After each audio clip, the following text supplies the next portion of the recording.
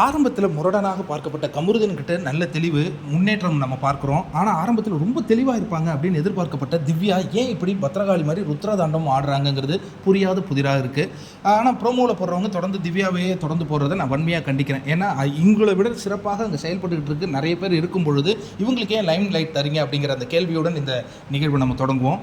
திடீர்னு கத்துறாங்க, வாட்டர்மெலனுக்கு ஆதரவாக நீ வந்து பேசின கமருதீன் அப்படின்னா எனக்காக பேசுனியா அப்படின்னோடனே, நியாயம் உங்கள் சைடு இருந்தால் நான் அவங்களுக்காக பேசியிருப்பாங்க, இப்போ அவர் பக்கம் நியாயம் இருக்கிறத நான் ஃபீல் பண்ணுறேன், அதனால் ஓ நியாயத்தை பற்றி நீ பேசுகிறியா, இந்த ஷோவில் எப்படி பேசணுன்னே தெரியாத ஆள் நீ இப்போ வந்து நியாயம் பேசுகிறேன்னு ரொம்ப ஹை ஸ்பீச்சில் கத்தும்போது சரியான ஒரு வார்த்தையை யூஸ் பண்ணுறாரு துஷார்.